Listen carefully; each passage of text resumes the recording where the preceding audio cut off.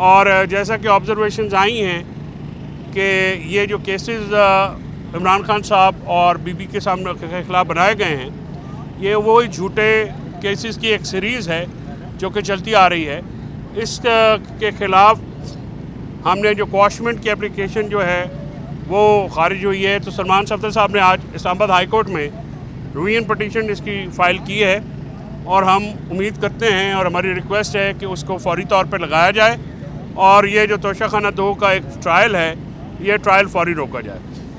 आज इमरान खान साहब ने कल की जो जज साहब की तरफ से एलिगेशन लगाए गए और कहा गया, तो उसका जवाब देते हुए उन्होंने ये कहा है कि क्योंकि जेल में हमेशा से 11:30 बजे 12 बजे से पहले ट्रायल शुरू नहीं होता है और ट्रायल का एक वक्त मुकर्रर है और ये ट्रायल जो है कभी भी सुबह 9 बजे स्टार्ट नहीं हुआ। तो उन्होंने कहा कि सुबह 9 बजे उनको मैसेज आया कि जज साहब आए हुए हैं, तो उन्होंने उनसे पूछा कि क्या उनके वकील, मीडिया, दूसरे लोग आ चुके हैं, तो उनको बताया गया कि अभी कोई भी नहीं आया। तो उन्होंने कहा कि मैंने कहा कि जैसे ही आप वकील आते हैं आप मुझे मतला कीजिएगा, मैं अदालत में आ जाऊंगा। और क्योंकि उनकी जो मूवमेंट है अडयाला जेल में वो रिस्ट्रिक्टेड होती है, वो आज़ाद नहीं होती। तो अचानक जो है जज साहब का पता लगा कि वो उठ के चले गए हैं। तो जज साहब की तरफ से ये कहना कि जी फ़लाँ पेश नहीं हुआ और फ़लाँ मैं 2.5 घंटे इंतज़ार करता रहा, तो ये बात कोई रिकॉर्ड के मुताबिक दुरुस्त नहीं है। अलकादर का फ़ैसले का उन्होंने ये कहा है कि वो अलकादर के फ़ैसले का इंतज़ार कर रहे हैं क्योंकि अलकादर का फ़ैसला भी एक काला फ़ैसला है। ये उसी तरह कंकॉक्टेड पॉलिटिकली मोटिवेटेड केसेस के सिलसिले में एक केस है, एक मुकदमा है जिसका मेरिट पे कोई ताल्लुक़ नहीं। आज इमरान खान साहब ने बतौर खुसूसी तौर पे अलकादर का पोस्टमार्टम किया और उन्होंने ये सवाल किया है और हम ये सवाल आज साबिक़ वज़ीर-ए-आज़म मियां नवाज शरीफ से पूछेंगे कि उनके नवाज़ ने 9 अरब रुपये की प्रॉपर्टी 18 अरब रुपए में मलिक रियाज साहब को क्यों बेची और उसकी जो कीमत थी वो 9 अरब थी, तो 9 अरब रुपये ज़ायद के जो अमाउंट थी वो किस खाते में ली गई। नवाज शरीफ के ख़िलाफ़ ये FIR है। अब वो जवाब दें कि उन्होंने मलिक रियाज से 9 अरब रुपया इजाफी किस सिलसिले में लिया, जिसके बाद NCA ने सस्पिशियस ट्रांजैक्शन की प्रोसीडिंग शुरू की और उन्होंने इस पैसे को फ्रीज़ किया। फ्रीज़ करने के बाद तहकीकात के बाद मलिक रियाज के साथ उनका UK लॉज के तहत एक एग्रीमेंट हुआ जिसमें उनके जो पैसे थे, ये मैं देखने वालों को बता दूं कि UK में, इंग्लैंड में जो डील होती है, जायदाद होती है, वो सॉलिसिटर्स यानी वकला करते हैं, फर्में करती हैं। तो ये पैसे मलिक रियाज साहब को ही वापस हुए और कैबिनेट का जो पाकिस्तान की कैबिनेट का था 190 मिलियन की खती रकम जो है जब वो वापस आनी थी तो उसमें नो डिस्क्लोजर क्लॉज होती है, नॉन डिस्क्लोजर एग्रीमेंट में होता है, जिसकी जो है बाज़ाब्ता मंजूरी जो है वो कैबिनेट ने दी क्योंकि 190 मिलियन की खती रकम का जो ज़र मुबादला है पाकिस्तान में आना था। तो इस शर्त पे उन्होंने कहा कि इसको वापस लेके आएंगे कि जो NCA के साथ मलिक रियाज और फैमिली का जो कॉन्फिडेंशियलिटी जो है यानी वो क्लॉज जो है, जो एग्रीमेंट है, उसको एज इट इज़ किया जाए। तो उसके बाद वो पैसे मलिक रियाज साहब ने को मिले, काबीना के थ्रू कभी पैसे ट्रांसफ़र नहीं हुए, ना ही काबीना का पैसों के लेन देन से कोई ताल्लुक़ था या वज़ीर-ए-आज़म का कोई ताल्लुक़ था।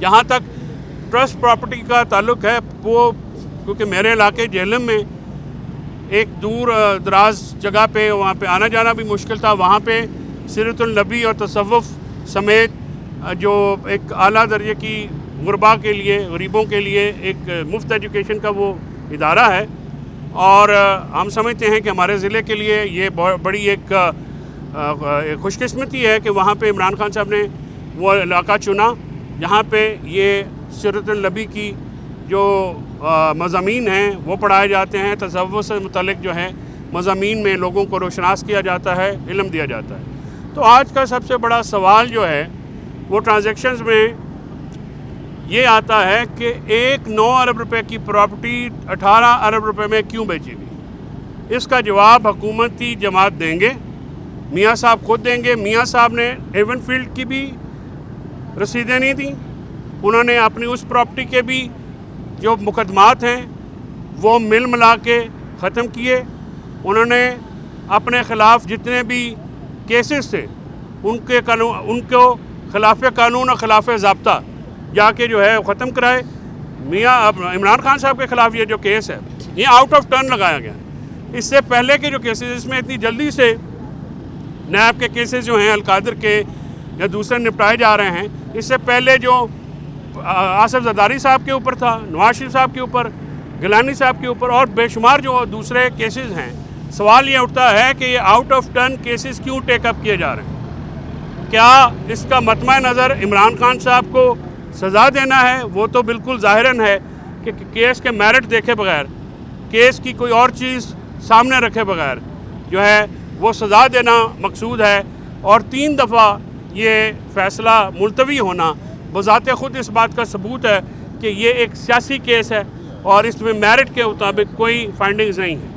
प्रोसिक्यूशन का जो एविडेंस है वो ना तो क्राइम ऑफ प्रोसीड्स यानी मनी लॉन्ड्रिंग का साबित कर सका, ना इमरान खान साहब या बुशरा बीबी की जो फाइनेंशियल गेन का कोई सबूत रिकॉर्ड पे है, ना ही किसी और मैंडेटरी लॉ की ब्रीच का कोई एविडेंस है। तो ये सारा जो प्रोपेगेंडा किया जाता है, ये प्रोपेगेंडा किया जाता है जस्ट टू मिलाइन और पाकिस्तान में सिस्टम को, जमहूरियत को, लॉ को, मीडिया को क्रश कर दिया गया है सिर्फ। और आईटी को $1.62 बिलियन का नुकसान पहुंचाया गया इंडस्ट्री को just for the sake of के पीटीआई को क्रश करना। पाकिस्तान तहरीक इंसाफ को क्रश करने के लिए पूरे मुल्क का निज़ाम बिठा दिया गया है। मुल्क में जमहूरियत का खात्मा कर दिया गया। मुल्क में सदाए एहतजाज बुलंद करना या सियासी इख्तिलाफ करने को दहशतगर्दी करार दे दिया गया है। मुल्क में अदालतों को कंट्रोल कर लिया गया है। मुल्क में मीडिया को जो है पाबंदियों का शिकार बना दिया गया है, क्योंकि आज़ाद मीडिया सवाल करता है, तनकीद करता है। तो ये हुक्मरान ना तनकीद बर्दाश्त कर सकते हैं, ना सवालों के जवाब दे सकते हैं। लिहाजा हर चीज़ के ऊपर एक ही मामला है कि वो इस चीज़ को गैर किया जाए, मीडिया का सांस रोका जाए और वहाँ पे किसी को अपनी आवाज़ बुलंद करने की इजाज़त नहीं है।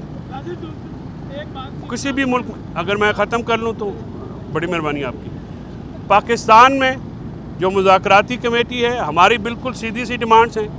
9 मई हुकूमत कहती है कि पीटीआई उसकी मुलज़म है या उसकी ज़िम्मेदार है। हम ये कहते हैं कि 9 मई एक फॉल्स फ्लैग ऑपरेशन था जिसमें काफ़ी सारे लोग मुलव्वस थे और कॉन्स्टिट्यूशनल बेंच ने ये जो सिविलियंस का मिलिट्री ट्रायल उनकी सज़ा की इजाज़त देके ये पाकिस्तान के शहरियों के बुनियादी हकूक़ की खिलाफ वर्जी हुई है और सुप्रीम कोर्ट उनकी हिफाजत में नाकाम नज़र आती है। अब रिमार्क्स आ रहे हैं, अब फ़ैसला जो है वो लंबा नहीं होना चाहिए, फ़ैसला जल्दी होना चाहिए क्योंकि ये बहुत ही अहम मामला है। 2015 में जब APS पेशावर पर अटैक हुआ तो उस वक़्त आइनी तरमीम की गई थी। आइनी तरमीम करने के बाद सिविलियन का मिलिट्री कोर्ट ट्रायल किया गया और वो लोग वो दहशतगर्द थे जिनका कालेदम तंजीमों के साथ राब्ता था। यहाँ पे सियासी कारकुनों को निशाना बनाया गया। जिन्होंने पीटीआई छोड़ी उनको 9 मई से बरीउल ज़िम्मा करार दे दिया गया। जिन्होंने पीटीआई को नहीं छोड़ा उनको हर तरह के केसेस में रख लिया गया। तो इस मुल्क में निज़ाम इंसाफ जो है बुनियादी शहरी हकूक़ और आइनी हकूक़ की हिफाजत में नाकाम हो चुका है। इमरान खान साहब ने इस बात का भी ऐलान किया है कि वो इंसानी हकूक़ की तंजीमों को एक लेटर लिखेंगे। आज सलमान राजा, अली ज़फ़र, गौहर ख़ान और अपनी लीगल टीम को उन्होंने ये हिदायत जारी कर दी हैं कि वो ये मामला इंटरनेशनल जो फोरम्स हैं ह्यूमन राइट्स वायलेशन हो रही है उसको उठाएंगे और जो समंदर पार पाकिस्तानी हैं ओवरसीज़ वो भी इंशाल्लाह इस मसले को हर फोरम पे उठाएंगे। हम पाकिस्तानियों के आइनी हकूक़ की, बुनियादी शहरी हकूक़ की हिफाजत के लिए हर फोरम का इस्तेमाल करेंगे, मुल्की और बैनुल अक़वामी जितने भी फोरम हमारे पास अवेलेबल हैं, क्योंकि पाकिस्तान बैनुल अक़वामी मुआहदों का सिग्नेटरी है और बतौर रियासत ज़िम्मेदार है कि इन मुआहदों के ऊपर अमल दरामद किया जाए।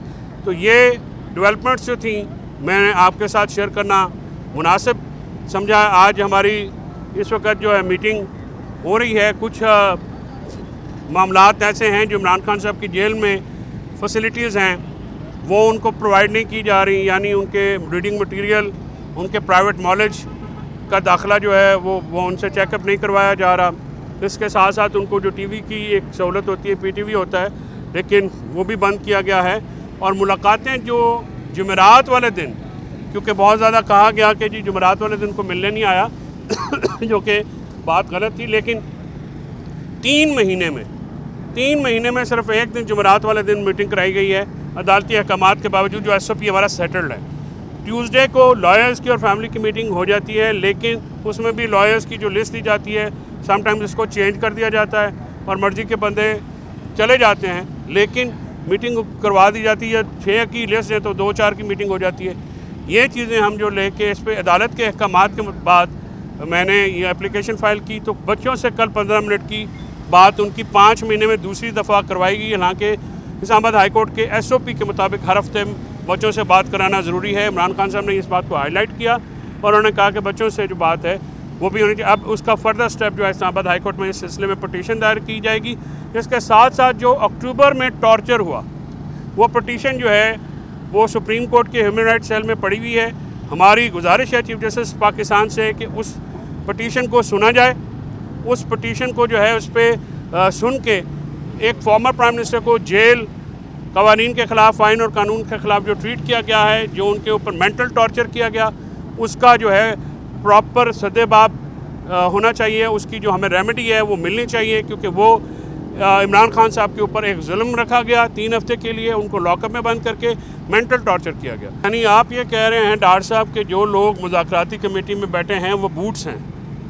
मेरे ख्याल में तो वो सियासी लोग हैं और मुज़ाकरात उनके साथ जारी होने का मतलब ये नहीं है कि जो हमारे जो मुजालिम हैं या जो हमारे ऊपर होने वाला एक जुल्म रवा रखा गया है, जबर रखा गया है रियासत का, उसके ऊपर हम बात करना छोड़ेंगे। हम 26 नवंबर का और 9 मई का हम जिक्र नहीं छोड़ेंगे, क्योंकि हमारे लोग शहीद हुए हैं, ज़ख्मी हुए हैं, हमारे लोगों को जेल में रखा गया है, हमारे लोगों को जाली मुकदमों में शामिल किया गया है, उनके साथ आइनी और कानूनी हकूक़ पामाल किए गए हैं। हमारी पार्टी से आज हमसे बातचीत करते हुए उन्होंने ये कहा कि काजी फायज़ ईसा जिसने PTI से और इमरान खान से बायट का संबल लिया था, उसको ये याद होना चाहिए कि आज वो नहीं है, लेकिन PTI मौजूद है।